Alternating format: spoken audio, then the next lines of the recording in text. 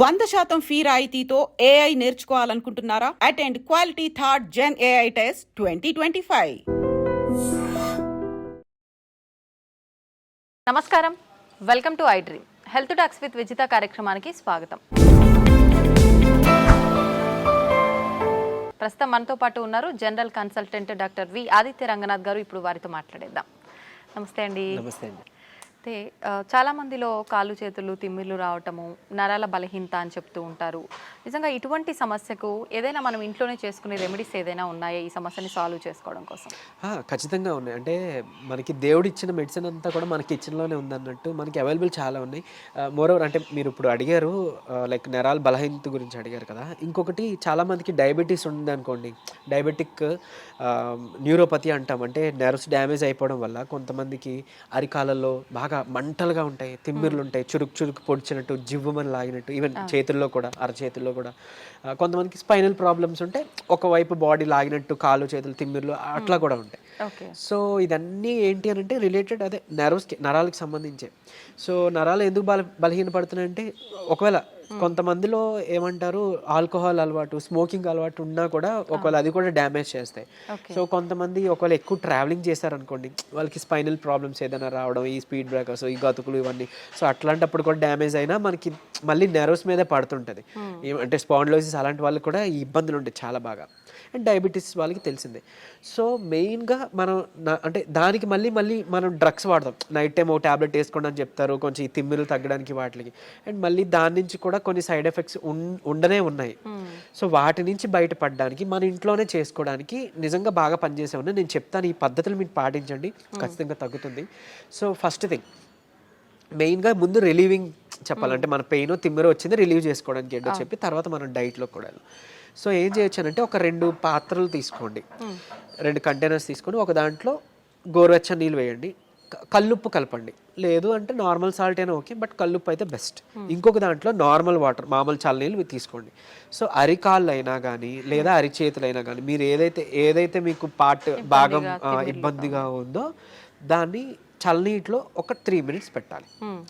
I mean normal వాటర్లో 3 minutes అయిపోయిన తర్వాత టైం చూసుకొని దాన్ని తీసి వెంటనే ఈ గోరువెచ్చని నీటిలో మళ్ళీ ముంచాలి 3 minutes. మళ్ళీ సేమ్ చల్లనీటిలో 3 minutes, వేడి నీటిలో ఐ మీన్ గోరువెచ్చని నీటిలో 3 minutes. అయిపోయింది 4 times కదా. ఇలా మార్నింగ్ అండ్ ఈవినింగ్ ఆర్ లేదా నైట్ చేసుకోండి. ఇది అంతా చేయడానికి మహా అయితే 20 నిమిషాలు పడుతుంది, లేదా 15 నిమిషాలు పడుతుంది, లేదా 12 నిమిషాలు, అంతే కదా, 4-3.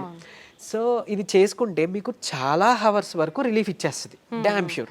సరే ఫస్ట్ డేనే ఒకవేళ రిలీఫ్ రాకపోయినా కొంతమందికి సెకండ్ డే థర్డ్ డే వస్తుంది, కొంతమందికి ఫస్ట్ డేనే రిలీఫ్ ఇచ్చేస్తుంది.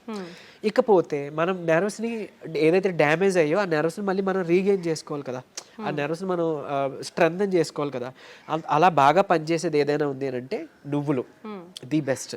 అంటే మీరు గమనించుకొని ఉంటే మనకి ఏదైనా అంటే ఆఫ్టర్ ప్రెగ్నెంట్ లేడీస్ డెలివరీ అయిన తర్వాత, లేదంటే పోస్ట్ సర్జరీ అయి వచ్చిన తర్వాత ఎవరికైనా కానీ తెలగపిండితో కూర చేస్తారు ఆంధ్ర సైడ్, ఆర్ నువ్వులతో ఏదైనా పదార్థం చేసి ఇవ్వడం, ఇట్లాంటివన్నీ మునగాకు ఇవన్నీ యూజ్ చేస్తూ ఉంటారు. సో ఏంటి అని అంటే అవి ఇన్స్టెంట్గా ఎనర్జీ తీసుకురావడానికి, నరాలకి సత్తువు తీసుకురావడానికి హెల్ప్ అనమాట. సో మీరు నువ్వుల్ని ఎలా తీసుకోవచ్చు అని అంటే తెల్ల నువ్వులే, కడిగిన నువ్వులు, తెల్ల నువ్వులు తీసుకోవచ్చు. నల్ల నువ్వులు అంటే కొంచెం వెయిట్ చేస్తుంది అంటారు కొంతమందికి. తెల్ల నువ్వులు మీరు డైలీ ఒక మనిషికి 3 చెంచాలు లిమిట్ అన్నట్టు, అట్లీస్ట్ 3 చెంచాలు తీసుకోవాలి. మీరు దాన్ని పౌడర్ చేసి ఏదైనా మిక్స్ చేసి దాంట్లో తీసుకున్నా ఓకే, తినే దాంట్లోనో లేకపోతే ఏదైనా తాగే దాంట్లో. లేదు నమిలిసి తినేస్తామంటే డైరెక్ట్గా నమిలి తినొచ్చు, చక్కగా మంచిదే. తర్వాత మీరు దాంతో మన ఏమంటారు బెల్లం కలిపి నువ్వులుండ లేదా చిమ్మిలి చేసుకుంటాం, అట్లా దంచి చేసుకున్నా పర్వాలేదు, ఏదో రూపంలో ఇది తీసుకోవచ్చు.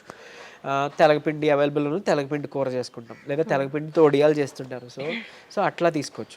తర్వాత ఇంకొకటి ఏంటి అని అంటే మునగాకు చాలా బాగా పనిచేస్తుంది.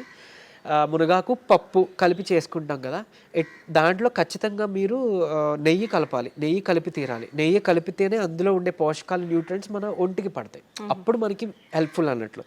సరే డైలీ మనం కర్రీ వండుకోలేం కదా అనే వాళ్ళకి ది బెస్ట్ ఏంటంటే మునగాకు పొడి రూపంలో చేసుకోవడమే. మనం ఎండబెట్టేసుకుంటాం, ఒక 4 రోజుల తర్వాత దాన్ని మనం పౌడర్ చేసుకుంటాం. మజ్జిగలో కానీ 1 చెంచా, లేదంటే నీటిలో కానీ ఒక చెంచా మునగాకు పౌడర్ కలుపుకోవచ్చు.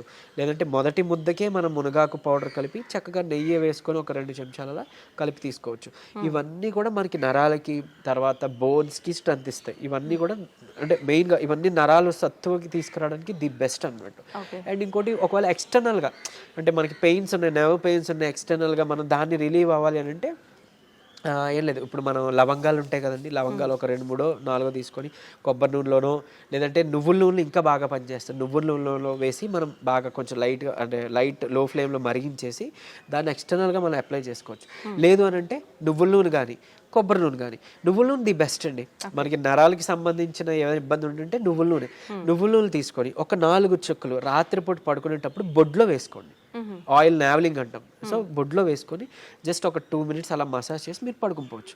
సో బాడీలో ఉన్న నర్వ్స్ అన్నీ కూడా రిలాక్సింగ్ అవుతాయి అనమాట. ఆ పెయిన్స్ వాటివన్నీ తగ్గించి మీకు నిద్ర బాగా పడుతుంది.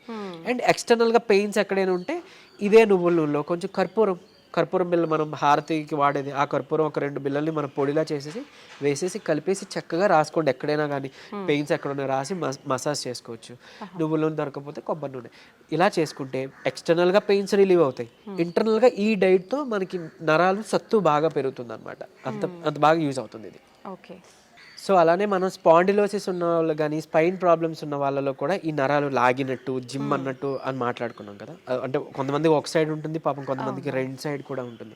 సో అయితే ఇక్కడ ఒక చిన్న టిప్ ఏంటి అని అంటే అలాంటి వాళ్ళకి అంటే చిన్న ఎగ్జైట్ అంటే బాడీలో ఒక చిన్నది ఏదైనా స్టిమ్యులస్ వచ్చినా కూడా వాళ్ళకి కరెంట్ షాక్లా అనిపిస్తుంటుంది అనమాట. సో అలాంటి వాళ్ళకి వాటర్ తాగే పద్ధతి ఒకటి ఉంది. సో ఏం చేస్తారు అంటే మామూలుగా మనకి దాహం వేసినప్పుడు యూజువల్లీ మనం అలా పైకెత్తేసి గట్టగట్ట తాగేస్తాం కదా. నార్మల్గానే అది కరెక్ట్ పద్ధతి కాదు, మనకి తెలియదు కాబట్టి మనం అలా తాగేస్తున్నాం. కూర్చొని నిదానంగా జస్ట్ ఎక్కడో అక్కడ చైర్ ఆర్ సమ్వేర్ ఎక్కడో అక్కడ కూర్చొని ఏమంటారు సిప్ బై సిప్ అంటే కొంచెం మనం వాటర్ వేసుకొని అది బాగా నమిలి అంటే మనం ఏమంటాం వాటర్ నములుతూ ఉంటాం కదా, అలా నెమ్మదిగా సిప్ బై సిప్ తాగితే కనుక మన బాడీలో వాటర్ కరెక్ట్గా అబ్జర్బ్ అవుతుంది. అనవసరంగా ఊరికి యూరిన్ ద్వారా పోకుండా కరెక్ట్గా కణాల్లోకి అబ్జర్బ్ అవుతుంది అన్నట్టు. అంటే ఈ ఇబ్బంది ఉన్న వాళ్ళు అది చేశారనుకోండి, వాళ్ళకి సడన్గా స్టిమ్యులస్ అలా ఏం జరగకుండా చాలా వరకు పెయిన్ అనేది తగ్గుముఖం పడుతుంది. ఇంకోటి నార్మల్గా కామన్గా పీపుల్ కూడా ఏంటి అంటే అలా నుంచొని తాగకుండా కూర్చొని తాగడం మొదలు పెడదాం, స్లోగా అంటే నమిలి తాగడం మొదలు పెడదాం.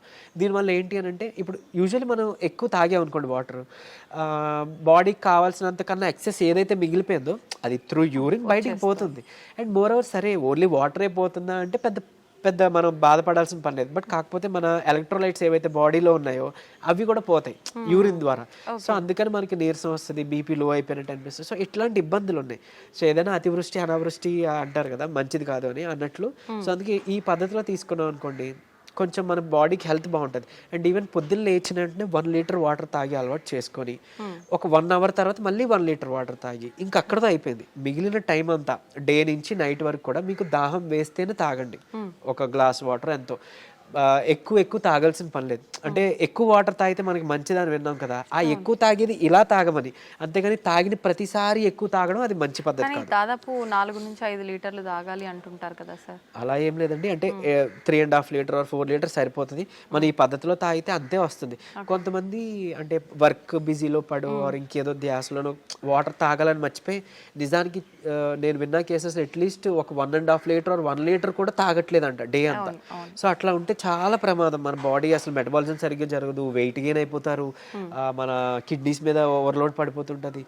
సో అది మంచి పద్ధతి కాదు. అందుకే అట్లీస్ట్ పొద్దున్న లేవగానే 1 లీటర్ వాటర్ తాగడం అలవాటు చేసి మళ్ళీ 1 అవర్ తర్వాత 1 లీటర్ వాటర్ తాగడం అలవాటు చేస్తే మన బౌల్ మూమెంట్ కూడా బాగా జరుగుతుంది. ఏమంటారు టాక్సిన్స్ అన్నీ కూడా మన మలం ద్వారానే పోవాలి. మన గట్ క్లియర్ అయిపోయింది అనుకోండి, మన కాలన్ మన గట్ క్లియర్ అయింది అనుకోండి, అందులోంచి ఆల్మోస్ట్ 90% ఆఫ్ టాక్సిన్స్ పోతాయి. అక్కడే 95% ఆఫ్ రోగాలు పోతాయి, దోషాలన్నీ పోతాయి. సో అది క్లియర్ చేసుకోలేకపోతున్నాం కాబట్టి ఇబ్బందులు అన్నీ వస్తాయి. సో ఈ పద్ధతి పాటిస్తే ఓవరాల్ అంతా బాగుంటుందండి. ఓకే, థ్యాంక్ యూ అండి, థ్యాంక్ యూ వెరీ మచ్.